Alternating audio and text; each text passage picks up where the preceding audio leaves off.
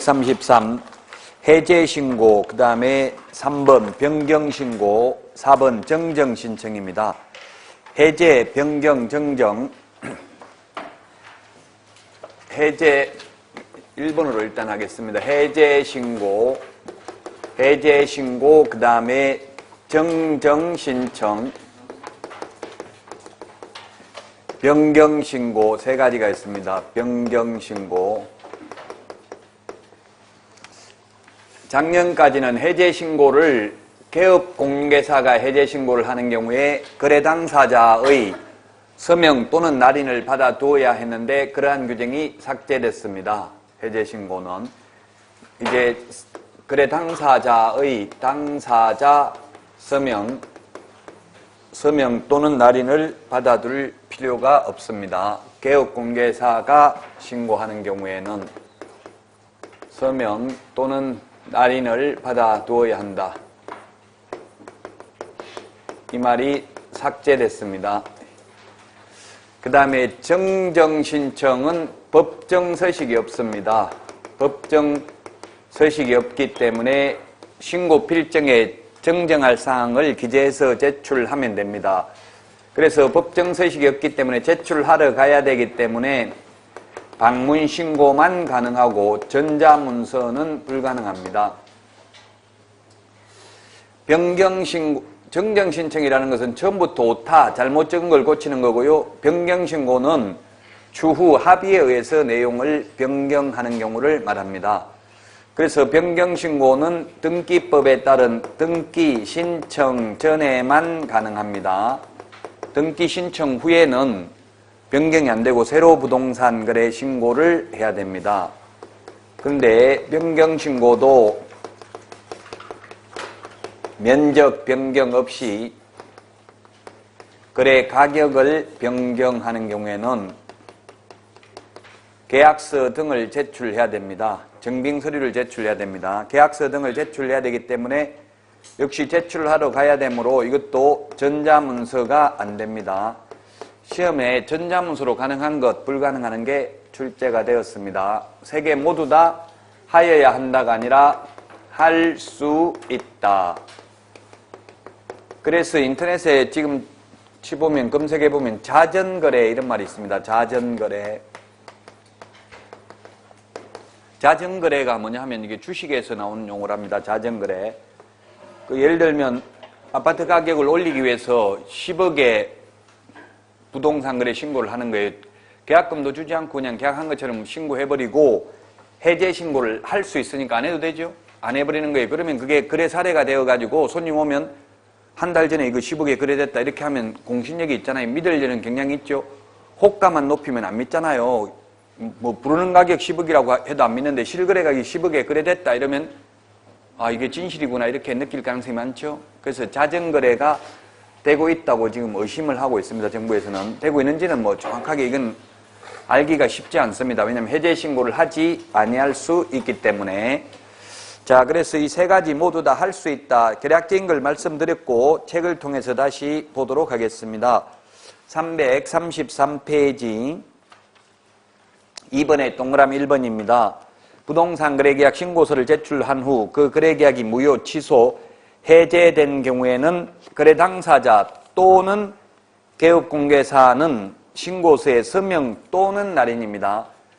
계약서 확인 설명서만 서명 및 날인이고 그 외의 모든 서류는 서명 또는 날인하여 제출할 수 있다. 제가 지금 세 개 다 할 수 있다고 했죠. 시험에 하여야 한다. X로 출제되었습니다. 부동산 거래계약 해제 등 신고서의 경우 신고 의무자가 제출해야 되는 것은 아니고 반드시 해야 되는 것도 아니다.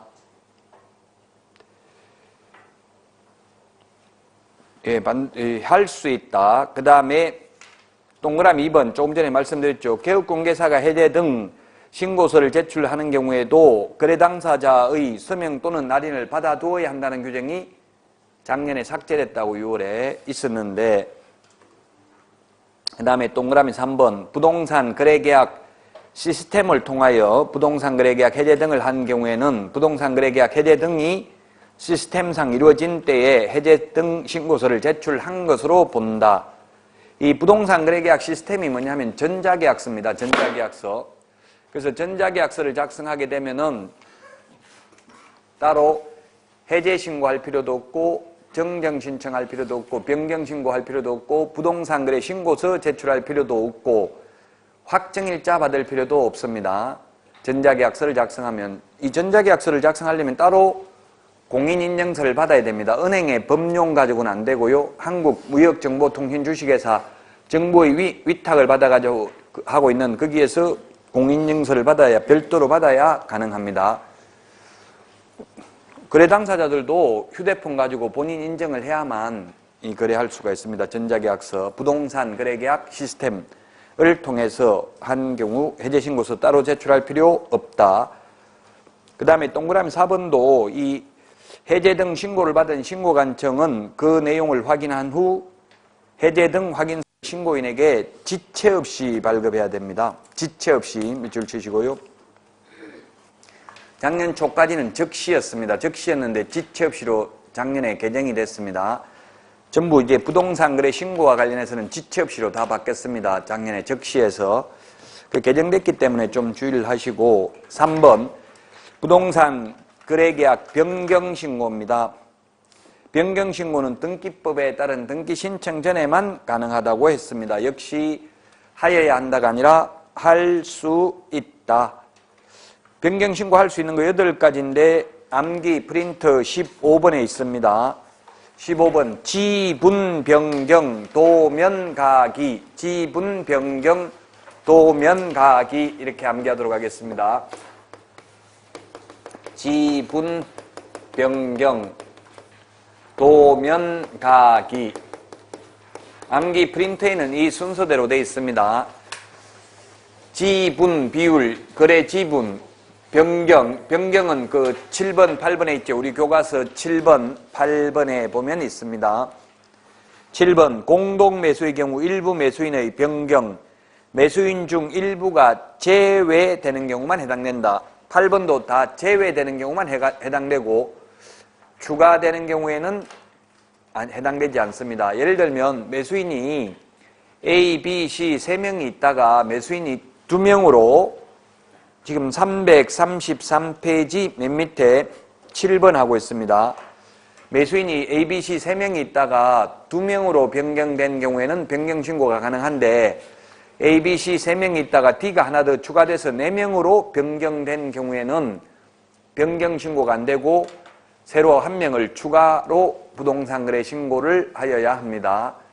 정정이라는 것은 오타 고치는 게 정정이고 잘못 적은 걸 변경은 처음부터 잘못 적은 게 아니라 추후 합의에 의해서 내용을 변경한 경우가 되겠습니다. 지분 변경 그 다음에 도면가기인데 도는 6번에 있는 중도금 및 지급일 그 다음에 면은 3번에 있는 거래대상 부동산의 면적 그 다음에 가기 할 때 가는 5번 거래 가격 그 다음에 가기는 4번에 있는 거래 조건 또는 기한 이렇게 해서 지분 변경, 도면 가기 8개 변경 신고가 가능합니다. 334페이지입니다.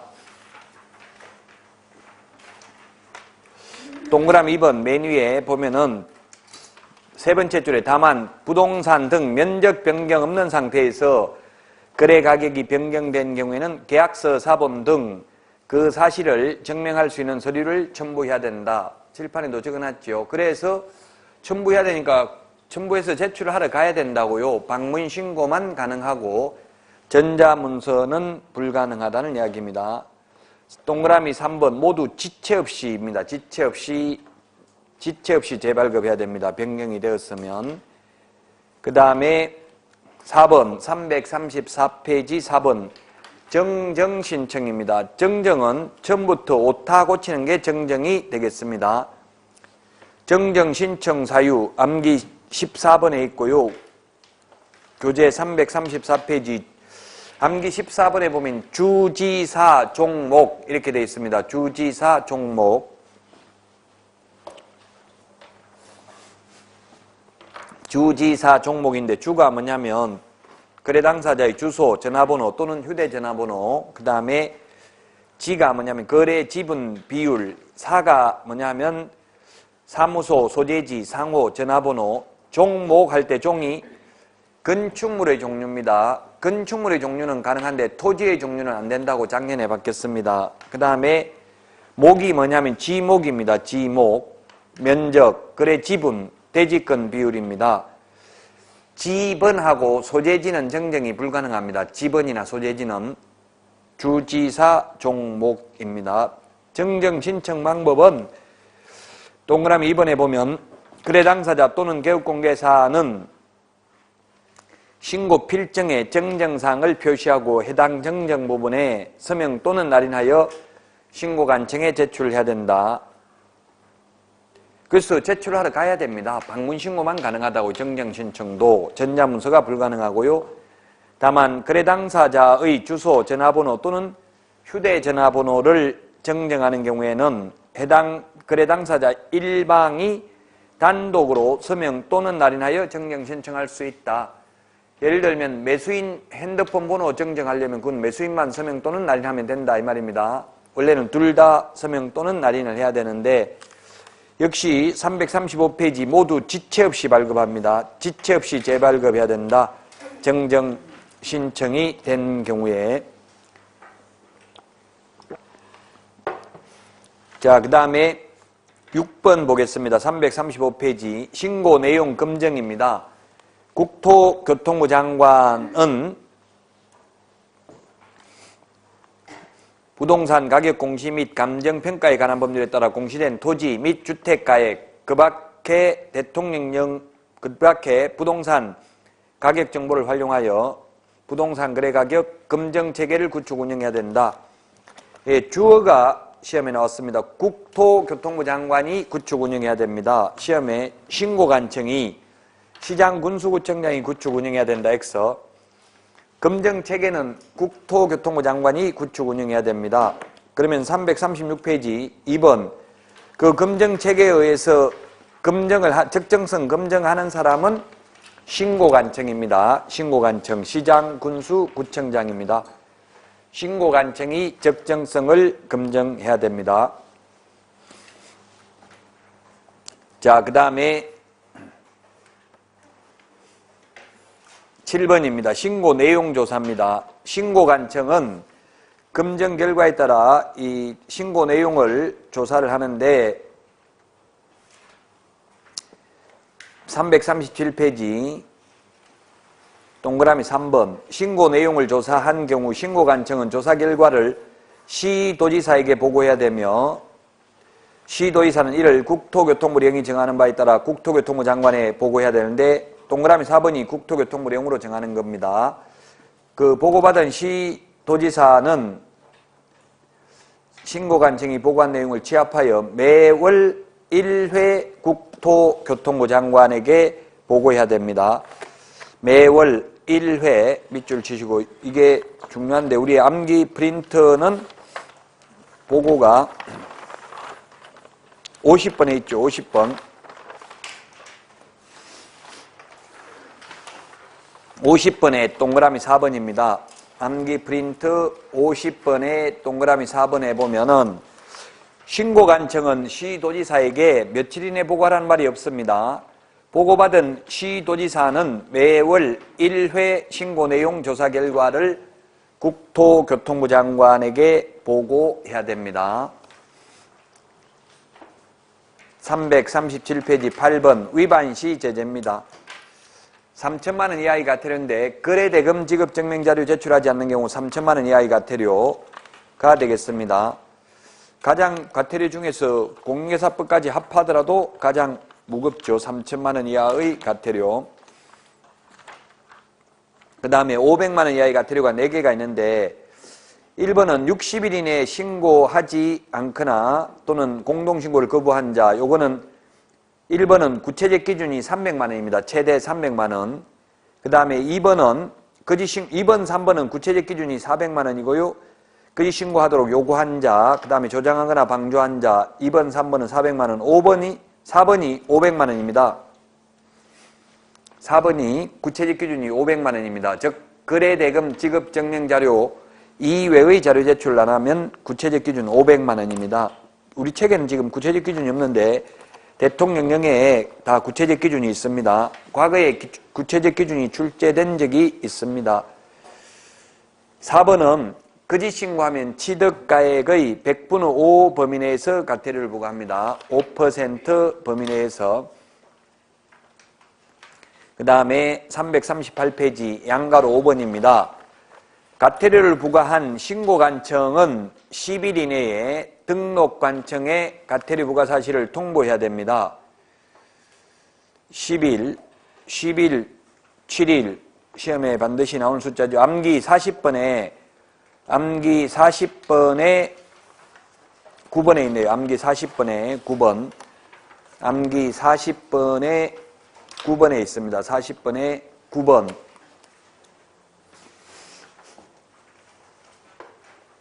신고관청이 과태료를 부과한 경우 10일 이내 등록관청에 통보해야 된다. 과태료 부과 기준 요한가로 6번에 보니까 지금 구체적 기준이 있다는 이야기예요. 지금 500만 원 이하의 과태료는 2분의 1 범위 내에서, 그 다음에 2번에 3천만 원 이하의 과태료와 그 다음에 3번 100분의 5, 5% 범위 내에서 과태료 부과하는 것은 5분의 1 범위 내에서 늘릴 수 있다. 구체적 기준이 있다는 이야기죠. 아까 구체적 기준 400, 300 이야기를 했잖아요. 그래서 우리 암기 프린트 56번 맨 마지막에 56번에 2분의 1에 보면은 3번, 4번, 5번, 6번이 있습니다. 3번 자격정지, 4번 업무정지, 5번 500만 원 과태료, 6번 100만 원 과태료는 2분의 1 범위 내에서 늘리거나 줄일 수 있고요. 거기에 5분의 1에 보면 5분의 1에 보니까 3천만 원 이하의 과태료, 취득가액의 5% 이하 과태료 56번 암기 프린터 그 맨 밑에 별표에 3분의 1, 5분의 1 있잖아요. 5분의 1에 두 개가 있다고요. 3천만 원 이하의 과태료와 취득가액의 5% 이하 과태료 두 개가 5분의 1 범위 내에서 늘리거나 줄일 수 있다. 가령 5분의 1이라면 그러면 3천만 구체적 기준이 3천만 원도 있거든요. 3천만 원에 5분의 1이면 뭐에 더하거나 빼줄 수 있다. 5분의 1이면 600만 원이죠. 600만 원을 더하면 3,600. 600을 빼주면 2,400. 2,400에서 3,600만 원 사이에 재량권을 행사할 수 있는데 법에 3천만 원 이하라고 했기 때문에 절대 3천만 원을 초과할 수 없고 따라서 3천에서 2,400만 원 사이에 재량권을 행사할 수 있다는 이야기입니다. 5분의 1, 3분의 1, 2분의 1, 10분의 1 숫자들 주의하셔야 됩니다. 그 다음에 양가로 7번 자진신고자에 대한 감면 등입니다. 이게 자진신고가 이게 천주교에서 고해성사 제도인데 인터넷에 치보면 리니언시 제도라고 합니다. 리니언시 제도. 이런 리니언시 제도를 둔 이유는 만약에 거짓 신고를 했습니다. 두 명이 거짓 신고를 매도인 매수인이 거짓 신고를 했으면 이걸 자수하고 싶어도 자백하고 싶어도 고백하고 싶어도 고백하면 뇌물 줬다고 고백하면 준 사람도 처벌받고 받은 사람도 처벌받죠. 그래서 이것도 마찬가지에 그래 둘 다 처벌하기 때문에 자진신고하고 싶어도 못합니다. 그래서 먼저 한 사람 한 명에게는 아예 면제해 줍니다. 조사가 시작되기 전에 하면 조사가 시작된 후에 하면 50%를 깎아주는 제도입니다. 그래서 상호 불신을 조장해서 탈법 행위를 방지하기 위해서 서로 못 믿게 만들어가지고 먼저 신고하도록 유도하기 위해서 이런 제도를 도입했습니다. 작년에 처음으로 도입했습니다. 리니언시 제도.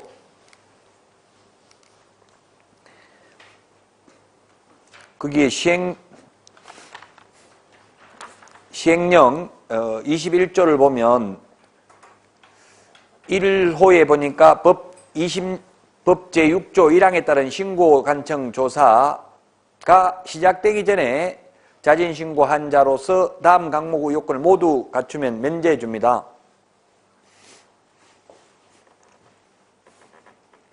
가에 보면 자진신고한 위반행위가 이게 여러 가지가 있죠. 지금 뭐 거짓 신고하도록 요구한 자, 조장한 자, 방조한 자, 거짓 신고한 자 이런 겁니다. 그럼 우리 47번 암기 프린트 47번에 보면 자진신고를 해도 면제, 감경해주지 않는 것 세 가지를 규정하고 있죠. 암기 프린트 47번에 보면은 자진신고를 해도 면제, 감경해주지 않는 게 있어요. 세 가지.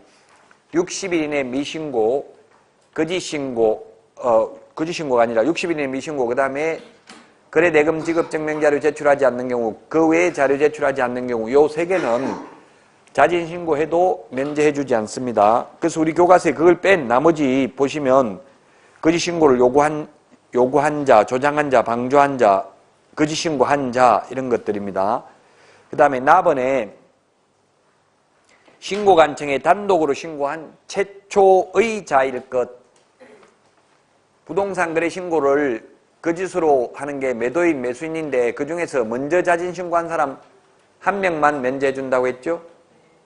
그래서 이제 불안해가지고 내가 먼저 차라리 해버리니까 다른 사람이 하는 거 아니야 이렇게 상호 불신을 조장해서 탈법 행위를 미연에 방지하고자 하는 취지입니다. 둘 다 해주는 게 아니라 먼저 자진신고한 사람 한 명만 면제를 해줍니다. 그 다음에 다번에 위반 사실 입증에 필요한 자료 등을 제공하는 등 조사가 끝날 때까지 성실하게 협조하였을 것. 예, 그래서 이게 현실적으로 현업에서는 그러면 현업에서 어떻게 하고 있냐면은 만약에 실거래가가 5억입니다. 근데 부동산 거래 신고는 4억으로 합니다. 1억을 다운계약서 적었습니다. 그러면 계약서에 5억이라고 적어요? 4억이라고 적어요? 4억? 4억 적으면 통장에 입금은 얼마 시켜요, 그러면?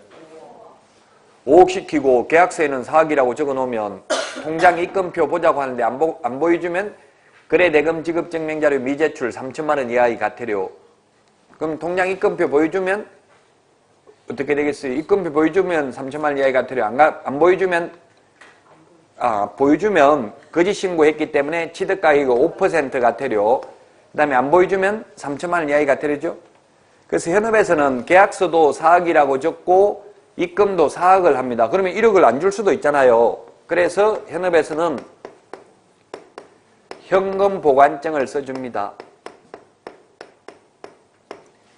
매수인이 매도인한테 당신 현금을 1억을 보관하고 있다. 나중에 잔금날 돌려주겠다. 이렇게 현금 보관증을 써놓고 나중에 잔금날 이 현금 보관증 받아가지고 찢어버리고 그 다음에 현금으로 1억 주고받고 이렇게 하고 있습니다. 현실적으로. 그래서 증명자료를 제출해야 되기 때문에 여러분들이 만약에 자진신고하려고 마음먹으면 미리 전부 다 녹음도 하고 사진도 찍고 복사도 해놓고 해야 되겠죠. 나한테 유리한 증거는 남기고 불리한 증거는 없애는 연습을 하셔야 됩니다.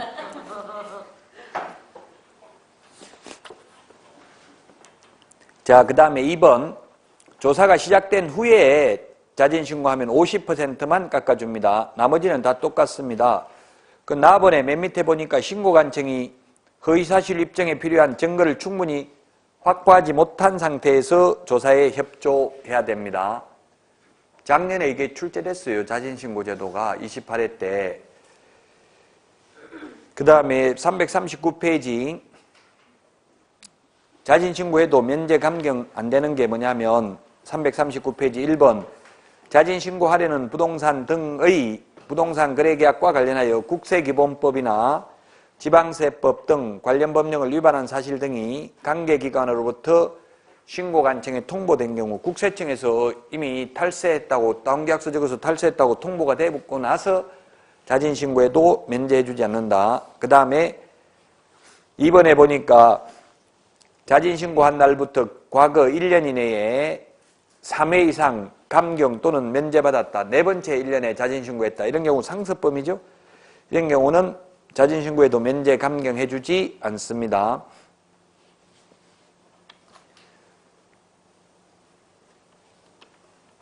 자, 그 다음에 거기에 대통령령에서는 뭐라고 되어 있냐면은 부동산 거래 신고를 하지 아니한 자 감면 규정이 없다고 되어 있죠.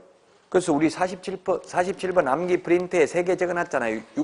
60일 이내에 부동산 거래 신고하지 아니한 자 이 말이에요. 이게 감경해주지 않는다. 3가지. 거래대금 지급증명자료 제출하지 않는 경우, 그 외에 자료 제출하지 않는 경우 3개는 면제해주지 않는다. 자, 그 다음에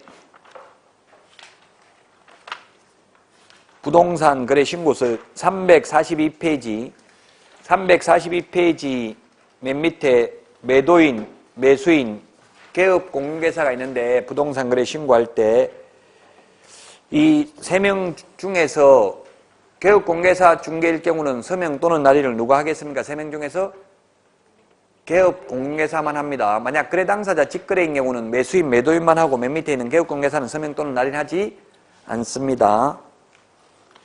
그 다음에 그 343페이지 계약 그 신고서 작성 시 유의사항 5번 맨 위에 5번을 보면 이게 시험에 출제됐습니다.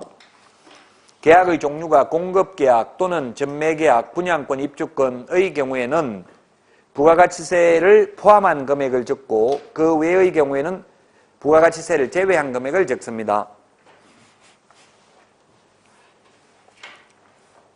현실을 반영한 거예요. 분양권, 입주권의 경우는 거기에 부가가치세가 포함되어 있습니다. 그래서 등기하기 전에 거래할 때는 부가가치세를 포함하는 금액을 적고 등기된 이후에는 부가가치세를 제외한 금액을 적습니다. 348페이지까지 했습니다. 부동산 거래 신고 절차가 작년에 여기에서 3문제 출제되었고요. 외국인 등의 부동산 취득 특례가 1문제 출제되고 그 다음에 토지거래 허가제가 1문제 작년에 출제가 됐습니다.